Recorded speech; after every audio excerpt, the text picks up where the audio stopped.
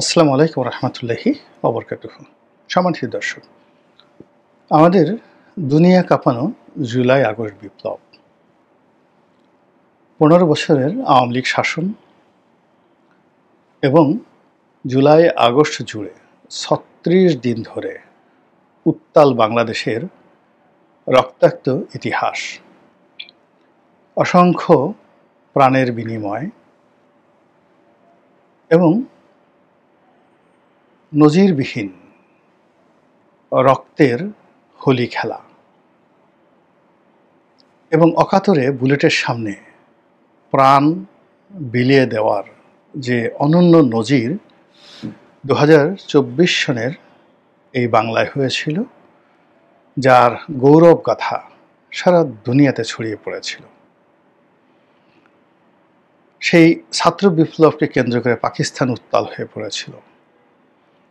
সেই ছাত্র বিপ্লবকে ধারণ করার জন্য বিশ্বের সমস্ত গণতান্ত্রিক শক্তিরা বাংলাদেশমুখী হয়েছিল এবং বিপ্লবের যারা সূর্য সন্তান ছিলেন তাদের শিক্ষা দীক্ষা বংশমর্যাদা চেহারা ছুরত অর্থবিত্ত কোনো কিছুর দিকে না তাকিয়ে আমরা এই 36 দিনের যে তাদের সফলতা, সেই সফলতার জন্য তাদেরকে আমরা সবাই মনে করেছিলাম দে আর দ্য অ্যাঞ্জেল, তারা ফেরেশতা, তারা আবাবিল পাখি, তারা আমাদের বিপ্লবের নতুন সূর্য সেন, তারা আমাদের বিপ্লবের নতুন স্বর্ণকুমার, স্বর্ণপুত্র।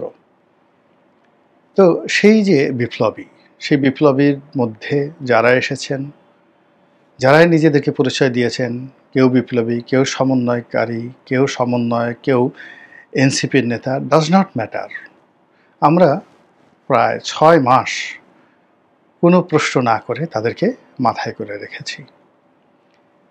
প্রায় 1 বছর চলে গেছে, তাদেরকে কাউকে নিয়ে বিতর্ক হয়েছে, কারো বিরুদ্ধে দুর্নীতির অভিযোগ এসেছে, কারো আচরণে আমরা বিক্ষুব্ধ সংক্ষুব্ধ, কারো কর্মকাণ্ডে আমরা ঈর্ষান্বিত, কিন্তু তার সত্ত্বেও এই জাতি সেই বিপ্লবীদের প্রতি কৃতজ্ঞ, ভীষণ রকম কৃতজ্ঞ।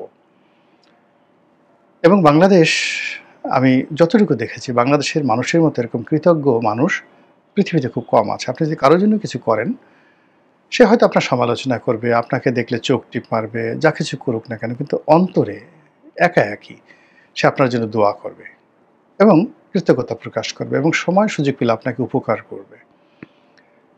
এদেশের এরকম মানুষ আমি আর কোথাও দেখিনি। আমি নিজে একজন ছোট রাজনীতিবিদ, কিন্তু আমি আমার নির্বাচনী এলাকাতে যদি কারোর জন্য কিছু করে থাকি, বিশ্বাস করেন একটা সিঙ্গেল লোক আমার সঙ্গে অকৃতজ্ঞ আচরণ করেনি। আমি তাদেরকে স্মরণ না করলেও তারা আমাকে স্মরণ করে। এবং আরও ব্যাপার হলো যে 1954 সনে, 1970 সনে, 72 সনে আমার যারা পূর্বসূরি ছিলেন, এখনও নির্বাচনী এলাকা অত্যন্ত শ্রদ্ধা ভরে সে সকল রাজনৈতিক নেতাদের নাম এলাকাবাসী স্মরণ করে। এর মধ্যে অনেকে হয়তো তরুণ প্রজন্মে তারা দেখেই নেই কাউকে, শুধু নাম শুনেছে, কিন্তু ওই নামের প্রতি বা ওই নাম উচ্চারিত হলে তারা যে সম্মান প্রদর্শন করে, ওটা আমি নিজ চোখে দেখেছি। আমি আজকে অনেক দিন যাবৎ সেই নির্বাচনের মাঠে নেই। 2018 সনে নির্বাচনের সময় গিয়েছি, আর যাইনি। তাহলে প্রায় 5-6 বছর যাবৎ এলাকাতে যাইনি, কিন্তু এলাকার মানুষের যে আবেগ উচ্ছ্বাস আমি ঢাকাতে বসে টের পাই। কিংবা আবার ধরুন 2018 সনে নির্বাচন করতে গিয়েছি, কিন্তু তার আগে 14 থেকে 18 এই 5 বছরের মধ্যে আমি 4-5 বারও যাইনি, কিন্তু সেই 2018 সনে যখন গেলাম, মানুষের যে বাঁধ ভাঙা জোয়ার, চোখে পানি এসে যায় এই কৃতজ্ঞ মানুষের কর্মকাণ্ড দেখলে।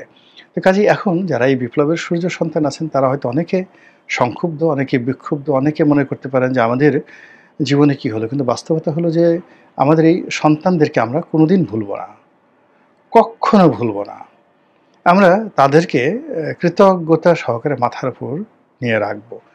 ফলে এই যে এখন এই সময়টিতে তারা অভিমান করে সমুদ্র দেখতে গিয়েছেন, তারা দুঃখ পেয়েছেন, তারা কাঁদছেন, তারা অভিমানী হয়ে পড়েছেন, এটা আমাদের অনেককে কাঁদাচ্ছে। আমি ব্যক্তিগতভাবে কষ্ট পাচ্ছি, এটা হওয়ার কথা না।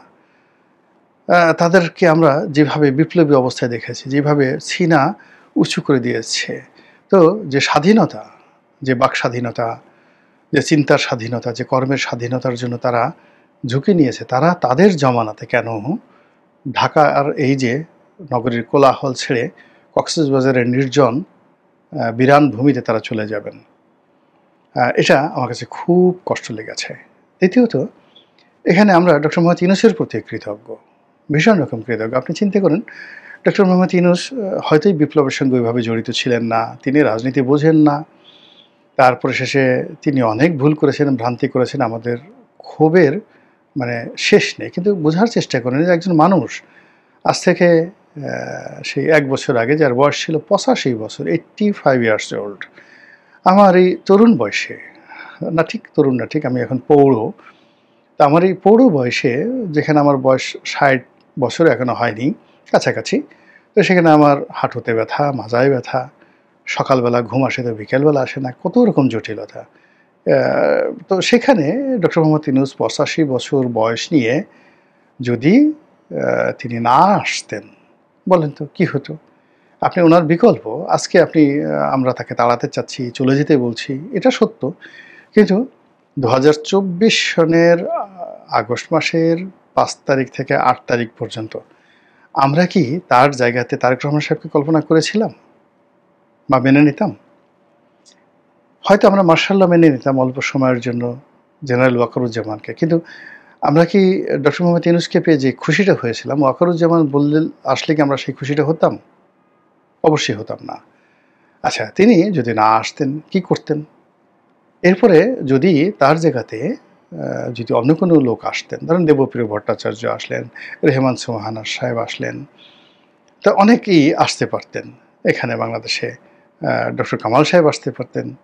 কিন্তু সেক্ষেত্রে যে আন্তর্জাতিক প্রেশারটা থাকতো, সেই আন্তর্জাতিক প্রেশারটা ডক্টর মোহাম্মদ ইউনূসের কারণে প্রথম ৩ থেকে ৪টি মাস, একেবারে ডোনাল্ড ট্রাম্প নির্বাচিত হওয়ার আগ পর্যন্ত, যে আন্তর্জাতিক অঙ্গনটা তিনি যেভাবে নিয়ন্ত্রণ করতে পেরেছেন, অথবা নিয়ন্ত্রণ তিনি কিছুই করেননি, কিন্তু তার নামে যেভাবে সকল পরিস্থিতি নিয়ন্ত্রিত থেকেছে, এটা কি আমরা অতীতে কখনো কল্পনা করতে পারতাম? বা এটা কি দ্বিতীয় কোনো ব্যক্তি বাংলাদেশে রয়েছে যেটা তারা করতে পারত? মালয়েশিয়ার প্রধানমন্ত্রী আনোয়ার ইব্রাহিম, তার সঙ্গে দেখা করতে বাংলাদেশে এসেছেন, এটা কি হতো?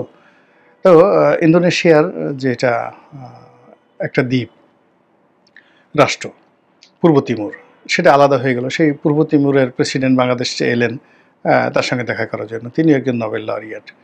তারপরে সংযুক্ত আরব আমিরাতে আমাদের যে ভিসা নিয়ে যে প্রবলেম হলো, সেখানে প্রবাসীরা যে বিপদে পড়লেন, জুলাই আগস্ট বিপ্লবের সময় বিপ্লব করার কারণে তারা যেভাবে বহিষ্কৃত হলেন এবং অনেকে যেভাবে জেলে গেলেন, সেই সমস্যাটা ডক্টর মোহাম্মদ ইউনূসের জমানাতে সমাধান হয়েছে। সেটা যেভাবেই হোক না কেন হয়েছে। এটা কি আমরা কৃতজ্ঞতা জানাবো না? আমরা ডক্টর মোহাম্মদ ইউনূসের প্রতি কৃতজ্ঞ থাকবো, অনেকেই কৃতজ্ঞ থাকবো। এখানে মূল ব্যাপারটা হলো ডক্টর মোহাম্মদ ইউনূস বা বিপ্লবী যারা আছে, তাদের কাছে আমাদের কিছু আশা রয়েছে, আকাঙ্ক্ষা রয়েছে। সেই আশা আকাঙ্ক্ষার জায়গাটাতে টানাপোড়েন চলছে। ইট ডাজ নট মিন যে আমরা তাদের প্রতি কৃতজ্ঞ নেই, বা তাদেরকে আমরা ক্ষতি করতে চাই, বা তাদেরকে আমরা যাকে বলা হয় অপমান করতে চাই। এটা একেবারেই অসম্ভব ব্যাপার।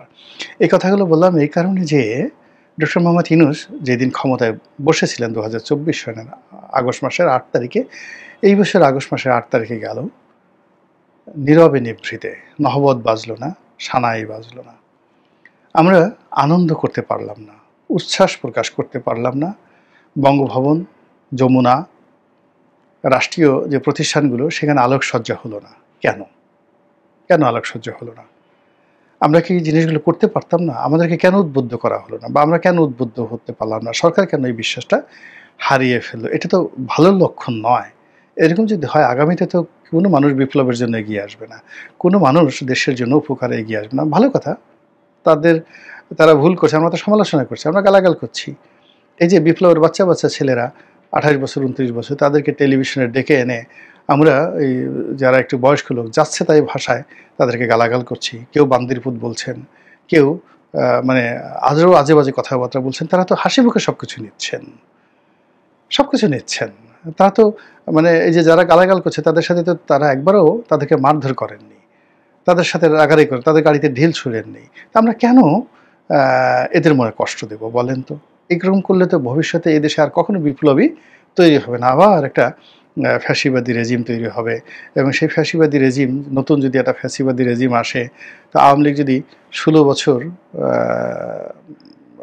মধ্যে ধরুন ২০১৪ থেকে ২৪ প্রথম ৯ থেকে ১৪ পর্যন্ত ধরে নিই তারা গণতান্ত্রিক সরকার, নির্বাচিত সরকার, কিন্তু তিনটা নির্বাচন ২৪, ১৮ এবং ১৪ এই তিনটা নির্বাচনে যে তারা সময় পেয়েছিলেন অলমোস্ট ১১ বছর।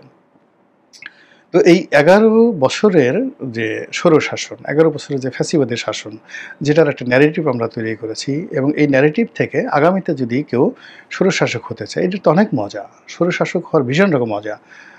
এর কারণ হলো জবাবদিহি করতে হয় না, ইচ্ছামতো চুরিচামারি করা যায়, টাকা পাচার করা যায়, ভোগ বিলাস করা যায়। তো যার জন্য এই রোজ রোজ গালি খাওয়া, তারপরে কতদিন পর পর সেই স্থানীয় নির্বাচন, জাতীয় নির্বাচন, পৌরসভা নির্বাচন, এগুলোর মাধ্যমে নাস্তানাবুদ হওয়া, পেপার পত্রিকা মিডিয়াতে ট্রায়াল হওয়া, এগুলো ঝামেলার চাইতে স্বৈরশাসক হয়ে আচ্ছা মতো সবগুলোর প্যাদানি দেওয়া, ডলা দেওয়া, রাম ধুলাই দেওয়া, এর মজাই আলাদা। ফলে ক্ষমতায় ঢুকে সুযোগ পেলেই সবাই কিন্তু স্বৈরশাসক হয়ে পড়ে।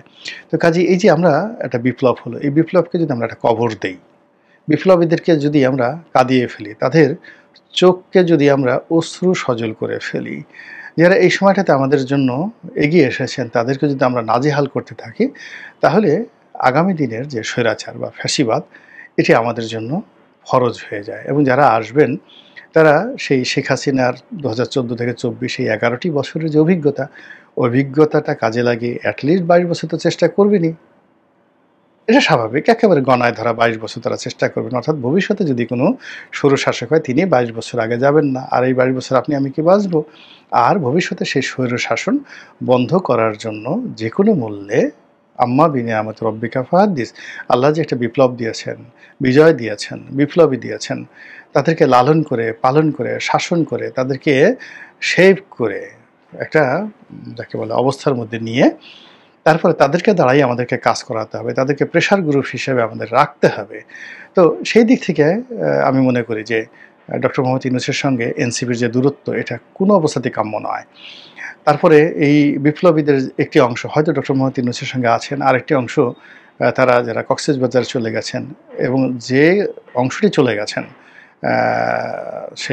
সেই অংশ কিন্তু এনসিপির যে মাঠের রাজনীতি, সেই মাঠের রাজনীতির 90% জনপ্রিয়তা, 90% অ্যাবিলিটি, সাংগঠনিক ক্ষমতা কিন্তু এদের হাতে, এই কয়জন লোকের হাতে। তো তাদের চোখে যে অশ্রু, তাদের মনের যে বিষণ্ণতা, তাদের মনে যে দুঃখ, কষ্ট এবং বেদনা, এটা কিন্তু প্রকৃতি সহ্য করবে না, প্রকৃতি এটা ধারণ করবে না। তাদের কান্না এ অনেক মূল্যবান, তাদের দীর্ঘশ্বাস অনেকের তকদির নষ্ট করে দেবে, অনেকের সম্মান নষ্ট করে দেবে। এবং আমরা যারা মানে তাদেরকে নির্বিচারে অহমিকার কবলে পড়ে বলি, ঈর্ষার কবলে পড়ে বলি, ছোট করার চেষ্টা করছি, তাদেরকে কিন্তু আগামী দিনে দুর্ভোগ দুর্দশায় পোহাতে হবে। তো কাজে আমি খুব ক্ষুদ্র মানুষ, আমি শুধু এটা বলবো যে জেগে উঠুক বিপ্লব, বিপ্লবীরা আবার ঘুরে দাঁড়াক, বাংলা চলুক বাংলার মতো করে। যিনি রাজনীতি করবেন তিনি রাজনীতি করুন, যিনি রাজা হবেন তিনি রাজাইয়ের মতোই আচরণ করুন, মন্ত্রীরা মন্ত্রীর মতো আচরণ করুন, আর বিপ্লবীরা বিপ্লবীর মতোই সম্মানে নিয়ে ঘাড় উঁচু করে, মস্তিষ্ক উঁচু করে, চিরুন্নত মামসির, বলবীর চিরুন্নত মামসির এভাবেই থাকুন। বিপ্লবীরা কেন কাঁদবেন? কেন তাদের মন খারাপ থাকবে? ডক্টর ইউনূসের কেন শরীর নষ্ট হয়ে যাবে? তিনি কেন বিব্রত হবেন? তার চেহারা কেন নষ্ট হয়ে যাবে? তিনি কেন সেফ এক্সিট বা নিরাপদ প্রস্থানের জন্য সুযোগ খুঁজবেন? তিনি কেন কাউকে ছাড় দিবেন আর কাউকে দেবেন না? কেন? সেই দুর্বলতা থেকে তার চিত্ত মুক্ত হোক, তিনি সবল হন, শক্তিশালী হন, এই প্রার্থনা করছি। আসসালামু আলাইকুম ওয়া রাহমাতুল্লাহি ওয়া বারাকাতুহু।